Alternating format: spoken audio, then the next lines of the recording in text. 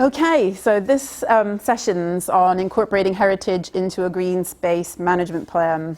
And I thought I wanted to spend most of the time doing a bit of an activity in sort of thinking through some of the process of incorporating heritage into management plans, like conservation management plans. So we'll just have a little bit of talking, and then if you are happy to be in groups, then we'll do a bit of sort of workshop style work after this.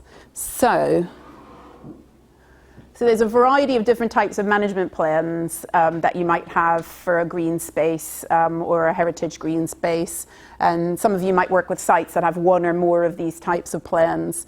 So you might have a green flag type management plan. If you work with a more complex site that has a lot of heritage, you might have conservation management plans. Or you might be thinking about having a conservation management plan for your site. There are parkland management plans. If you've got rural sites, and some country parks might meet criteria for having countryside stewardship. And if your site is a registered park and garden or has really complex heritage needs, you might need a parkland management plan to underpin the sort of what's at the moment higher tier stewardship types of options in countryside stewardship. Then there are woodland management plans, again, if you've got a rural site with forestry, woodlands on it, that you might need to sort of inform felling licenses or to inform funding for woodlands. And then there are also sometimes individual management plans for features like scheduled monuments, as particular types of management agreements and management plans specific to those as well. So funding for management plans can come from the Heritage Fund, National Lottery Heritage Fund, under, particularly if you were trying to get one of their heritage grants, it might be part of the process of developing a project, would be to develop a conservation management plan to inform the proposals that you have for your park or green space. The Forestry Commission does have funding for woodland management plans. And then Natural England, for countryside stewardship, there's a type of option that you can have to create a parkland management plan if you've got a rural site that's on the Rural Land Registry. And if it's got, sort of complex heritage needs, there's funding available for those as well. I don't know how that might change under the next scheme after countryside stewardship, but at the moment, that is still available. So these are examples of two plans that are in the public domain, which is why I've chosen to show them. So Bradgate Park's Parkland Plan is a Natural England sort of funded parkland management plan.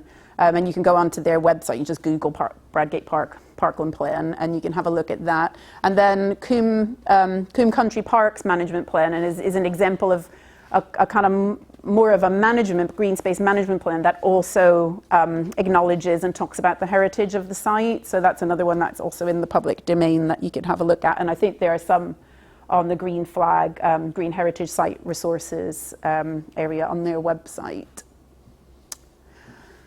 So sometimes when I talk to people about particularly conservation management plans that you might want to have for a site that's maybe a registered park and garden or another site that's got heritage significance, is that part of it's about the document that you write, and the document that should be written in a way that you can use it on a daily basis to manage the site.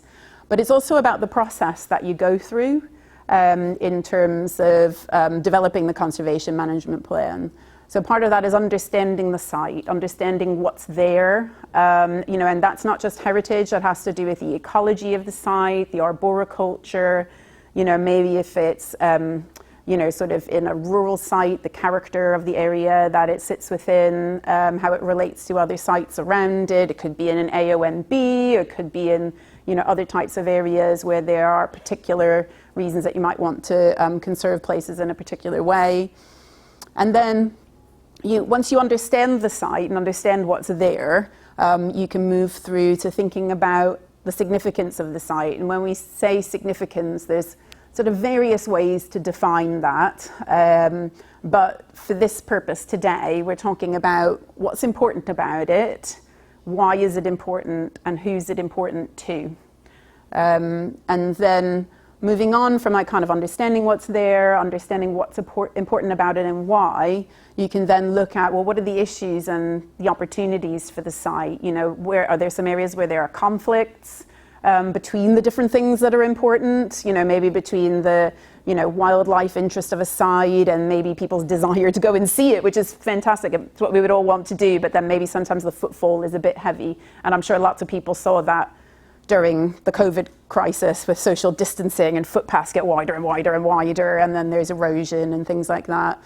And then thinking about, and then there's also the pressures of, say, like visitor numbers, needing car parking, that kind of thing. And then also thinking about opportunities. Are there opportunities to enhance a place? Is there heritage that you can conserve or look after better? You know, make it more accessible to people or better interpreted? Are there opportunities for wildlife and biodiversity? And that kind of thing. And then once you understand those, you can move on to looking at the kinds of conservation and management policies that you might include in the plan that can help you to steer change and to manage change going into the future once you understand all of those things. So, you know, conservation policies can include things like historic structures should be repaired with appropriate conservation methods, or you know, when trees are replaced, you know, you replace them with particular types of trees to, say, maintain either like the heritage character of the planting, or, you know, the local landscape character, or, you know, you might be thinking about resilience to climate change or resilience to pests and diseases, that kind of thing. So, and then that can move on in some plans, you know, to informing your management and maintenance schedules and things like that, you know, so that basically you go through a process of like really understanding your site well, understanding what's important, understanding challenges and opportunities to how you make decisions about what you do. And then those plans should be a sort of, you know, really a kind of document that people are consulting on a regular basis to aid in decision making and to progress, you know, your plans for the future of the site to sort of secure conservation and people's ability to enjoy those important aspects of a place. So that's enough of me talking. If you want to choose a scribe, and I was going to originally have people feed back to the group, but we have such a short amount of time that what I think we'll do is, if you want to write some things down, you don't have to write things down on a bit of paper, you can just have a chat. But if you each think of a place that's important to you or that you work with, that has heritage significance. It doesn't have to be a listed site, it just has to, you know, something about it that has heritage significance. And then in your group, think about and then discuss. And I've said ready to feedback, but you can forget that bit because I don't think we've really got time. We're going to start with what is important about that place that you've chosen, who's it important to, and why is it important? And then just maybe share about that with each other and talk about it. And then we'll do that for 5 minutes. It's just a nice chat. Really, we should have like more cake and coffee and biscuits, but there we go. Have a chat about that, and I'll kind of come round. And then after about 5 minutes, I'll come round and ask you to move on to the next question. So just start with number 1, and then, you know, and discuss amongst yourselves, and I'll kind of walk around and we can have a chat about different places.